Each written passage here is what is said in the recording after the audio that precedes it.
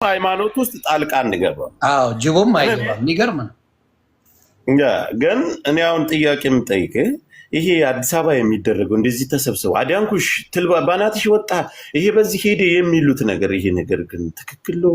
ውሸት ነው። ለምን እንደሆነ ታውቃለህ? ውሸት የምለው በግልጽ ነው የምነግራቸው። እውነተኛ ወንጌላውያን ቢኖሩ ማስተር አብነትን ጸሎት አድርገው በጌታ መንፈስ ያድኑት ነበር። ሌቦች ናቸው። አይ ማስረጃው ሁሌ እውነት ሆስፒታል የታመሙትን ሄደው ጠይቀው ጸልየው የፈወሱት ወፍ የለም። በካሜራ ነው እነሱ የሚፈውሱት፣ ለካሜራ። እንግዲህ ማስተር አብነት ስቃይ ላይ ነው ያዩታል። ጭራሽ ትሞታለህ እያሉ ነው የሚሰሩት። እኔ አሁን አንተ ስላለበት ማለት አሁን እንደዛ ህዝብ ተሰብስቦ ህዝብ ከተሰበሰበ በኋላ ከጀርባ የሚመጡት መጀመሪያ ተደራጅተው ህዝብ ከተሰበሰበ ስላለ ሴጣን ፓራላይዝ ያደርጋል ሲባል አሜን ነው እኮ የሚሉት።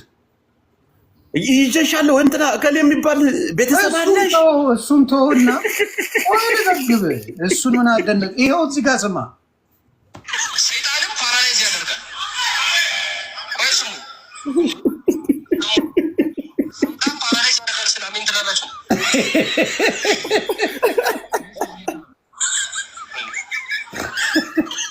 እብድ ናቸው እኮ ምን የፈለገውን ቢል አንድ ፓስተር አሜን ነው የሚባል